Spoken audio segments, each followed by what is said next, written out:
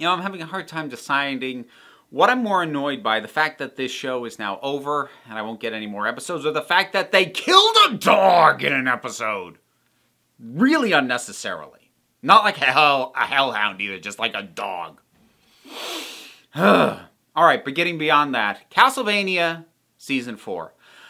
Before I get too much into the show itself, I feel like given the kinds of things that I talk about both here and on Council of Geeks, my primary channel, obviously much less scripted and edited here with this stuff, but I have talked there and here even about not being able to separate the artist from the art, and having to go through due process when an artist or a creator is revealed to have a lot of issues. And I would be remiss to not at least touch on Warren Ellis, who is credited as the creator, wrote, I believe, every single episode, including this final season.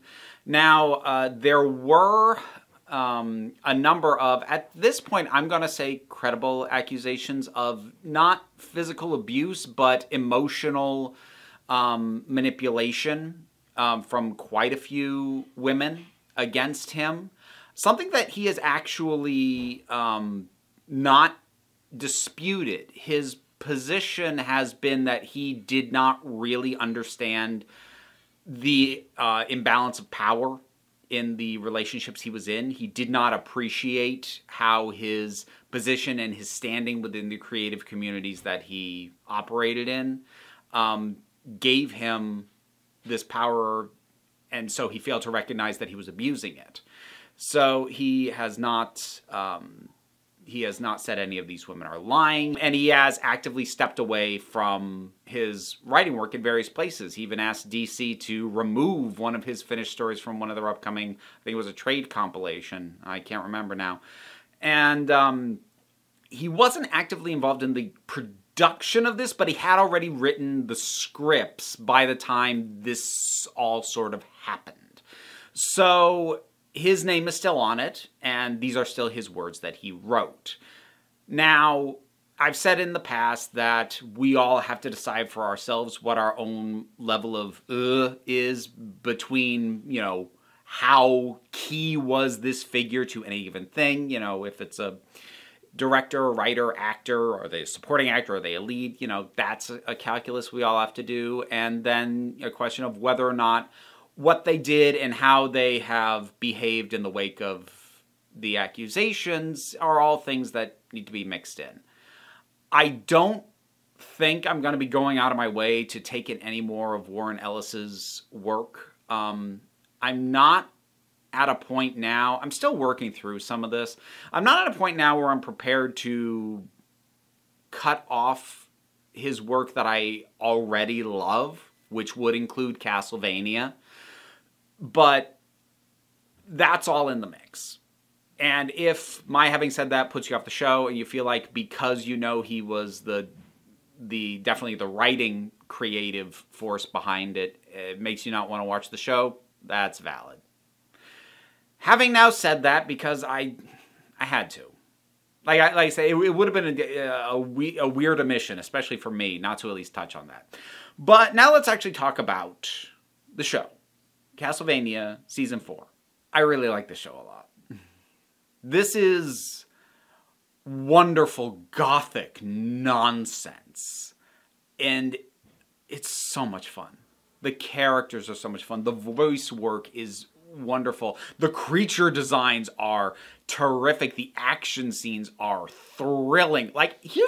It's weird for me to try and break down why this is, but in a lot of cases, a lot of action scenes, I can zone out. Now, I've said before that part of the reason I think that can happen to me is if an action scene doesn't feel like it's actually telling me anything about the characters or isn't really plot relevant and is just there to be an action beat, I have a tendency to zone out.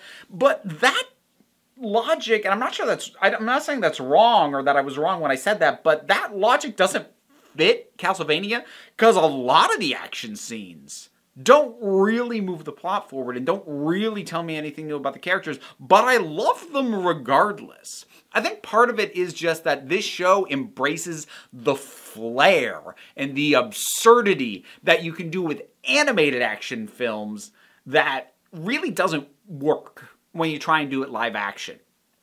It just doesn't land the same. But the way you are able to exaggerate, whether it be the poses or the gore or the swiftness of things, it just...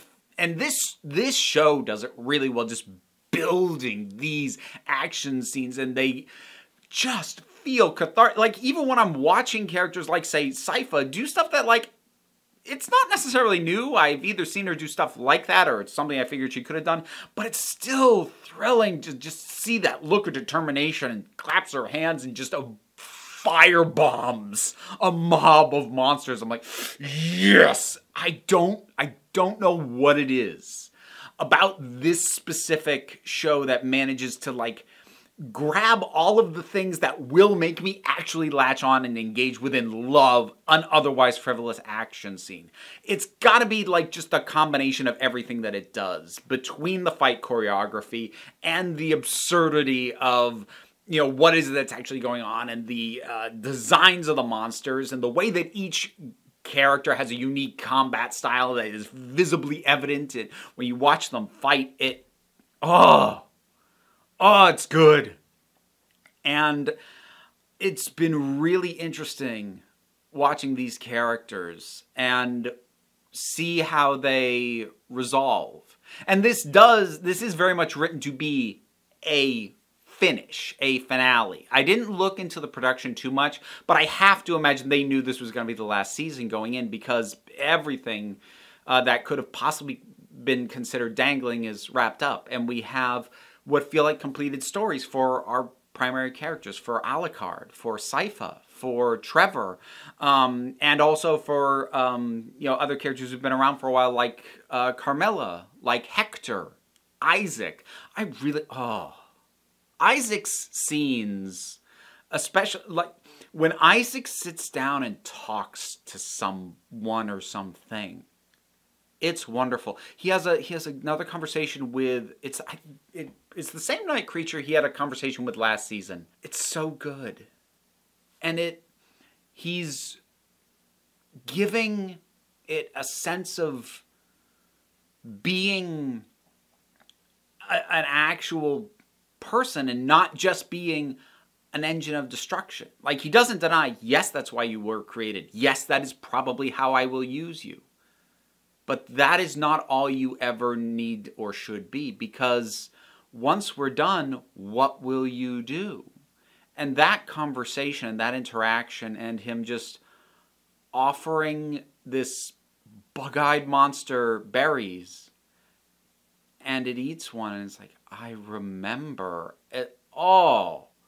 Oh, that was really good stuff. I kind of wish we had touched on that specific night creature more later on. Not that they needed to have another conversation, but like when Isaac assaults a castle later on in the season, I'm going to try and avoid spoilers because I don't think I need to get into them.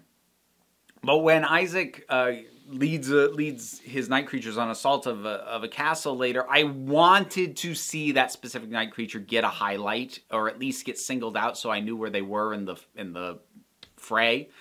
But it didn't really happen, and I kind of wish it had. That felt like a little bit of a missed opportunity. But for the most part, this, like, I think season 1 is probably still the weakest just because it felt the most incomplete. Which was just by the nature of how many episodes they had to do, and they was basically all set up for season 2.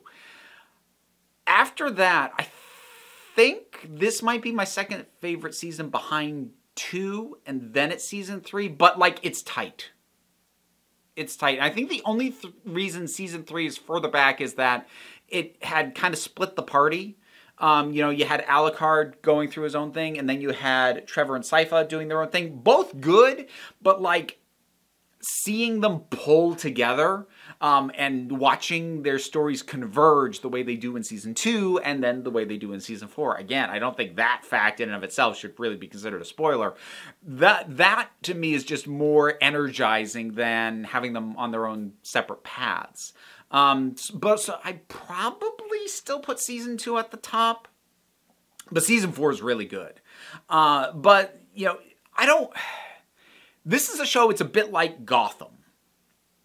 I love it, but it's not always easy for me to recommend because, like, it's hard for me to say that it's objectively good, but, like, if you like certain things, you're going to latch on to. If you like certain forms of absurdity, you might very well enjoy this quite a bit.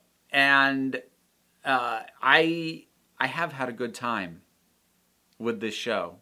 And some of the new characters, you know, with the voice actors they bring in, we got Malcolm McDowell in this one. I mean, like, you can't go wrong bringing in Malcolm McDowell, and it's just been a really nice ride. And I feel like in a lot of ways it scratches the itch that's been kind of at the back of my head over the fact that we never got a proper follow-up to Vampire Hunter D: Bloodlust, which is a movie I love. And this, while the setting is a bit different, certainly has a similar vibe in terms of the world and some of the characters involved. And this is actually less dour and self-serious than Vampire Hunter D, which means I might actually even love it more. I love the exasperation from characters like Trevor. Like, with things having started to go downhill, and Cypher being like, you know, this was fun and an adventure for a little while. And Trevor goes, yeah, for a little while, this got to be your life. But now we've stumbled into my life, because everything's gone to crap. And just him saying to Cypher, oh, we killed Dracula, now we're going to have to spend the rest of our lives making sure nobody resurrects him. And it's like, oh, man. And him just saying that as a statement of fact, like, I should have known. Like, this is just how my life goes. And Sypha has been a lot of fun watching her, especially bounce off Trevor as time has gone on. They settled Alucard into a really good place where I really enjoyed him. They gave him some good interactions. Some of the side characters, well, I say side, I guess new supporting characters introduced. Some are pretty good. Some are like, I mean, you fit. You're not bad, but I don't find you that interesting. But nothing really brings this down. If you've enjoyed the show up to this point, I cannot imagine you wouldn't enjoy this. Castlevania Season 4. I'm gonna miss this show.